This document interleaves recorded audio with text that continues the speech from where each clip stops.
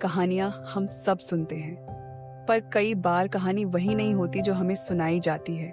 आज आप जो सुनने जा रहे हैं वो स्नो वाइट की कहानी है, मगर उस नजर से जो आज तक अनकही रही।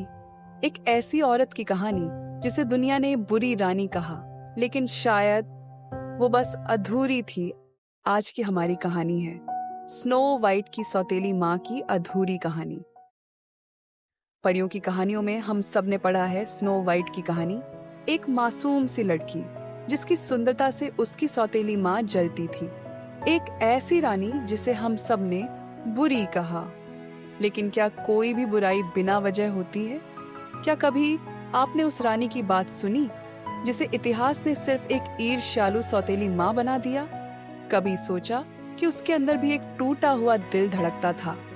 आज की यह कहानी उसी रानी की है जिसने कभी चाहा था कि कोई उसे उसके नाम से पुकारे, ना कि उसके रूप से परखे। कहानी शुरू होती है उस समय से जब वह रानी नहीं थी, बस एक सामान्य लड़की जिसका नाम एलिया था। एलिया बचपन से ही उस समाज में पली बढ़ी जहां लड़कियों की कीमत उनकी सुंदरता से तय होती थी, जहां माँ के हर दिन के ताने उसके आत्मसम्मान पर वार करते थे। अपने चेहरे को देख, तू क्या राजकुमारों का सपना होगी? एलिया के पिता नहीं थे और उसकी माँ की आंखों में सिर्फ निराशा थी। एलिया ने छोटी उम्र में ही समझ लिया था, अगर उसे इस दुनिया में कुछ बनना है तो उसे सबसे सुंदर बनना होगा। वो हर दिन शीशे के सामने खड़ी होती, अपने चेहरे में सुंदरता ढूंढने की कोशिश करती। कभी आंखों में काजल लगाकर मुस्कुराती, तो कभी बालों को संवार कर खुद को रानी समझती। धीरे धीरे उसकी सुंदरता निखरने लगी और एक दिन एक असली रानी ने उसे देखा और अपने बेटे के लिए पसंद कर लिया। राजमहल का पहला कदम, एलिया अब रानी बनने वाली थी। उसे लगा अब सब कुछ ठीक हो जाएगा, अब कोई उसकी कमी नहीं निकालेगा, अब कोई उसे कमतर नहीं कहेगा। वो राजा से ब्याही गई, लेकिन ये शादी प्यार से नहीं, सामाजिक समझौते से हुई थी। राजा अब बूढ़ा हो चला था। उसकी आंखों में अब भी एक ही तस्वीर बसी थी, पहली रानी की। एलिया को महल मिला, राजसी वस्त्र मिले, मगर जो नहीं मिला वो था सच्चा अपनापन। वो हर दिन कोशिश करती रही राजा के करीब आने की, दरबारियों का दिल जीतने की, मगर हर कोई उसे बस एक सुंदर चेहरा मानता रहा। ना उसकी बातें सुनी गईं, ना उसका दर्द। और फिर स्नो वाइट का आगमन हुआ। स्नो वाइट एक मासूम और परछाई राजा की पहली रानी की बेटी। स्नो वाइट सफेद जैसे दूध, होंठ जैसे लाल गुलाब और बाल जैसे रात का अंधकार। सचमुच एक परी लगती थी। महल के हर कोने में बस उसका ही नाम गूंजता था, राजकुमारी स्नो वाइट आई है। उफ, उनकी मुस्कान कितनी प्यारी है।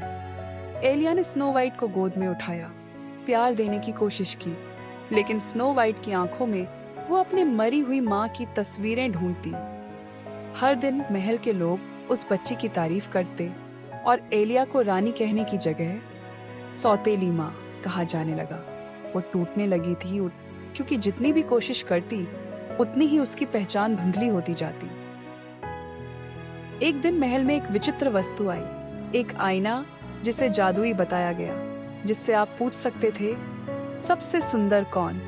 एलिया ने बिना सोचकर एक दिन पूछा, इस राज्य में सबसे सुंदर कौन है? आईने ने जवाब दिया, आप महारानी। पहली बार किसी ने बिना सवाल किए कहा, आप सबसे सुंदर हैं। उस दिन एलिया की आंखों में आंसू थे, खुशी के। उसने आईने से दोस्ती कर ली। लेकिन कुछ वर्षों बाद उसी आईने ने वही सवाल पूछने पर जवाब बदला। अब स्नो वाइट सबसे सुंदर है। बस यही एक वाक्य था जिसने एलिया की आत्मा को तोड़ दिया। ईर्ष्या नहीं, डर था। लोग कहते हैं रानी को ईर्ष्या थी स्नो वाइट से। सच ये था, उसे डर था। डर कि एक बार फिर वो कम हो गई है, एक बार फिर किसी और की परछाई बन गई है, और अब स्नो वाइट उसकी जैसी नहीं, उससे ऊपर हो चुकी है। एलिया को लगने लगा था कि लोग अब उसे रानी नहीं कहेंगे, बल्कि केवल वो औरत जिससे स्नो वाइट ने राज्य छीना। हर बार जब स्नो वाइट हंसती तो एलिया को लगता जैसे उसकी चुप्पी का मजाक उड़ाया जा रहा हो। जब स्नो वाइट 16 साल की हुई तो महल में लोग खुलकर कहने लगे, अब स्नो वाइट को रानी बनना चाहिए। अब समय है पुराने युग से नए युग की ओर बढ़ने का। राजा की मृत्यु के बाद महल में स्नो वाइट को लेकर उत्साह बढ़ने लगा। एलिया को ऐसा लगने लगा जैसे उसका सब कुछ उससे छीन लिया जाएगा। उसने फैसला लिया, स्नो वाइट को महल से दूर भेज दिया जाए, एकांत में, जंगल के उस पार, जहां कोई उसकी सुंदरता का गुणगान न करे, जहां कोई रानी की पहचान पर सवाल न उठाए। लोगों ने कहा, रानी ने हत्या की कोशिश की, मगर सच्चाई ये थी, रानी सिर्फ अकेली रहना चाहती थी। जंगल में स्नो वाइट को 7 बौनों ने बचाया। उन्होंने उसे अपनाया, सुरक्षा दी और उसके आसपास एक नई दुनिया बना दी। पर रानी को जब यह खबर मिली कि स्नो वाइट जीवित है और अब और भी प्यारी लगती है, तो उसके अंदर की टूटी हुई रानी फिर से डरी। वो चाहती थी अब बस ये सब खत्म हो। वो नहीं चाहती थी कि उसकी पहचान बार बार मिटाई जाए। इसलिए उसने एक बार फिर स्नो वाइट तक पहुंचने की कोशिश की। पर कहानी तो सब जानते हैं, स्नो वाइट बच गई और एक राजकुमार ने आकर उसे नया जीवन दे दिया। रानी को उस महल से निकाल दिया गया, उसे कैद में रखा गया, एक बुरी औरत के नाम से। लेकिन उस अंधेरे कक्ष में बैठकर भी वो अपने दिल से बस एक ही सवाल पूछती थी, क्या मैं सच में बुरी थी? क्या एक औरत जो ताउम्र अपनी पहचान पाने के लिए संघर्ष करती रही, जो प्यार को तरसती रही, जो बार बार दूसरे की तुलना में हारती रही, क्या वो बुरी होती है?